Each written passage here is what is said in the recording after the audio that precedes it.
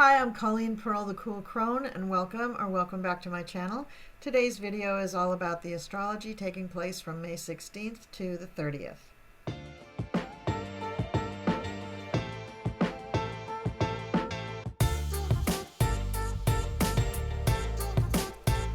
So what's going on? The changes in the sky from May 16th to the 30th show that Mercury is going to move backwards over the eclipse point, causing us to have a Groundhog's Day effect. It will feel like we are reliving May 16th a couple of times. During this period after our final eclipse season, we have marvelous aspects for pursuing our dreams and our fondest hopes. While the eclipse may have left some of you panting for breath, others of you will be energized and ready to tackle things you couldn't take on before.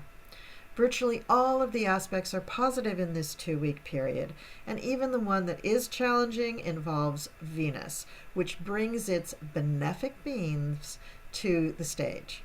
Unfortunately, all of this is taking place in a Mercury retrograde period, so my advice is to tackle those dreams. However, double check everything and try not to launch anything new during this period, but rather spend these 2 weeks researching, reworking, and redesigning dreams from past plans.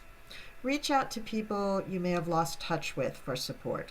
In other words, stick to things that you began prior to the Mercury retrograde, even years prior, and rely on old friends and colleagues until Mercury goes direct.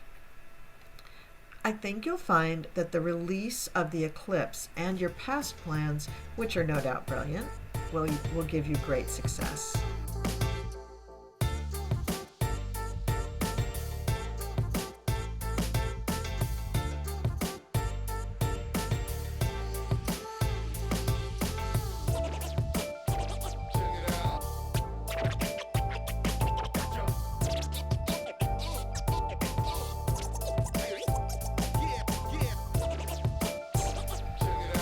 Now on May 18th, we have Mars conjuncting Neptune. Mars and Neptune will both be at 24 degrees 59 minutes of Pisces. This is an excellent time to develop artistic projects of all kinds. You may find yourself divinely inspired to create. The catch is, if you cannot find your muse or you do not feel that you're succeeding in executing your vision, you may become disoriented and lose touch with reality a bit. But if you can find your muse, you will find that the work is a joy. On May 19th, the Sun will trine Pluto. The Sun will be at 28 degrees 30 minutes of Taurus, and Pluto will be at 28 degrees 30 minutes of Capricorn. On the one hand, people, including you, may be terribly nice and polite and willing to please to get what they want. But in reality, you may have a hidden agenda, which may not be totally nefarious, but it's not what you're putting out to the public. You may find it easy to manipulate others right now. Your will is strong, and your ability to heal is tremendous at this time. In fact, you may feel like you can achieve just about anything right now, but at what cost? On May 20th, Mercury will be sextile Jupiter. Mercury will be at 1 degree 42 of Gemini, and Jupiter will be at 1 degree 42 of Aries. Now, the philosopher, or you, may wax poetical in this moment and dream of things that you cannot possibly achieve or pay for. Yet, you will be optimistic, kind, and open to others during this transit. Don't be surprised if you're restless and want a change of scenery as well. On May 21st, the Sun will conjunct Mercury. They will both be at 0 degrees 43 minutes of Gemini. This is the performer's aspect. When the Sun and Mercury combine exactly, it's beautiful to behold. But as the two are coming together, it can be agony for someone who has a Mercury at a very sensitive degree. Artistic expression lends itself to the voice, talking, singing even. But at this time, you may lack objectivity or the ability to see things from the outside. On May 22nd, we have Mars sextile Pluto. Mars is at 28:28 Pisces, and Pluto is at 28:28 Capricorn.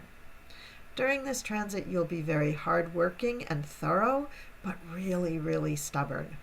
Let's hope you have a goal in mind and you're not just power tripping over other people. Strategic thinking would be a strong point now, but also you're in the driver's seat and you may be tempted to control or manipulate others. So this is the second time we've had an aspect during this period where you're able to lord it over other people, but I have a feeling that you're not the kind of person who normally does that, so just be sure to keep that tendency in check.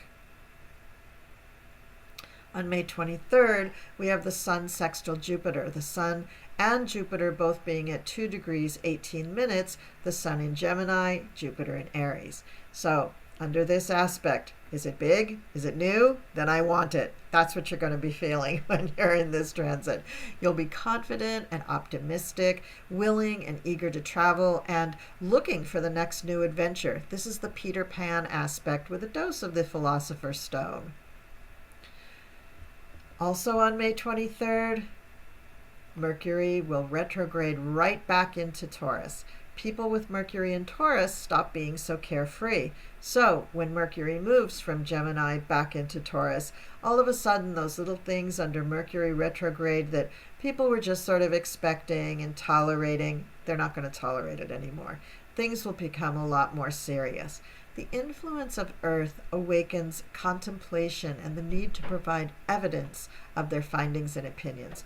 People who have Mercury and Earth signs are renowned experts in the field they have chosen to specialize in. They like to think deeply about things. They have a good knowledge of what it is that they're interested in, and they enjoy the process of learning as if it was some good food.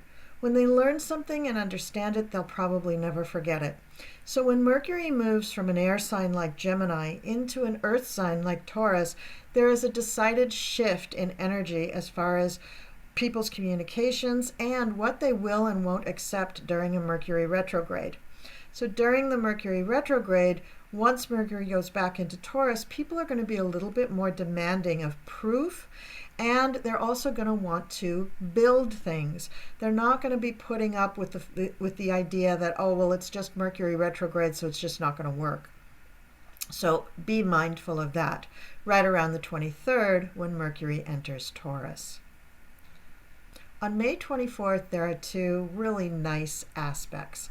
Mercury will sextile Mars and Venus will sextile Saturn. Mercury will be at 29 degrees 23 of Taurus, and Mars will be at 29 degrees 22 of Taurus, and this will make your thinking really fast, which will be helpful since Mercury just went into Taurus.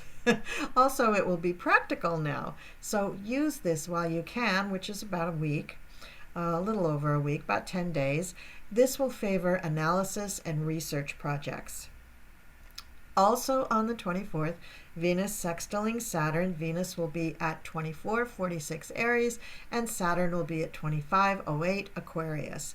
This will bring responsible behavior and reserved action for most people in their social activities. They'll be very faithful, conventional, and stable. Now, people really appreciate a strong and stable relationship. It gives them confidence in the ability to trust. But if they have a hidden fear of rejection and their self-confidence in relationships is low, they may gravitate to older, more conventional and reliable partners to help boost their confidence. They will be careful and they will be responsible with the things that they're entrusted in. On May 24th, Mars will enter Aries, its home sign. Mars is very happy in its home sign, in all the fire signs in fact, and just loves to show how strong it really is. Mars in Aries will exhibit the best and the worst of the desire for self-realization. These people have huge but unmanageable supplies of energy that need to be controlled and directed. If these people do not have any introverted character features, then they probably will continue to do things without being disrupted by different pros and cons. Their practical and unrestrained approach style is so simple and straightforward that finer details and tendencies may escape their attention. They're full of energy and they can deal with challenges that life brings, or they just don't care. Courage and initiative are on their list of positive qualities, but unfortunately love and patience are not. The aggression and even militant nature of Mars in Aries can make these people very hungry for sex. They're full of sexual vitality, and females are often attracted to militant, masculine, and even violent men. So while Mars is in Aries, all of these attributes will be in full force for pretty much everybody to varying degrees. On May 25th, Mercury will trine Pluto. Mercury will be at 28:26 of Taurus, and Pluto will be at 28:26 of Capricorn. This harmonious aspect gives people strong will and clear opinions. Their sphere of interest is quite broad, from magic to psychology to mathematics and physics. They need active exchanges of ideas and experiences. This aspect has a very similar effect to the conjunctions, but not quite as strong, and people during this transit will tend to be very persuasive. On May 27th, Venus will square Pluto. Now, this is the only harsh aspect during this 2-week to 2.5-week period. Venus will be at 28 degrees 25 minutes Aries, and Pluto will be at 28 degrees 25 degrees Capricorn. So this is an exact aspect on May 27th, but it will be in force a few days after and a few days before. This aspect manifests itself in a very typical way. You can feel love and hate in equal measures, but very deeply, very intensely. You may hide your true passion and just go on a great fantasy, but you will want to feel that you are somehow better than other people. However, this desire can also manifest itself by you starting a business or trying to accumulate material wealth. And if that's the case, you may be very successful. This aspect also activates sexuality and sex appeal. It creates a similar radiance as all the other aspects to Venus, but also adds strong jealousy. And sometimes this can also cause paranoia. And on the 29th, Mars will conjunct Jupiter. Mars will be at 28:28 Pisces, and Jupiter will be at 2 degrees 13 Aries. So this is an out-of-sign conjunction. They will only really be 4 degrees away from each other, so it is a strong conjunction, but they're not in the same sign. So this may feel a little odd. This will give people a very inventive spirit.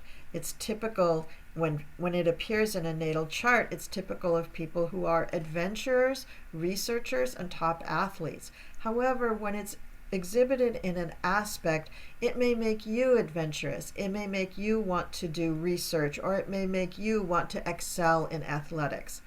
People during this transit will like to emphasize their importance, again, just like the Pluto-Venus transit, and you may have an exaggerated desire for glory, power, or wealth, again, just like the Venus-Pluto transit. So be aware of the negative features of this transit and try to overcome them.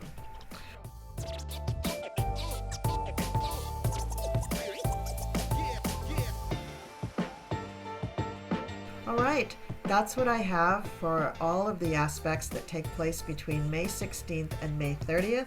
I hope you found this video instructive and informative and that you enjoyed it a little bit.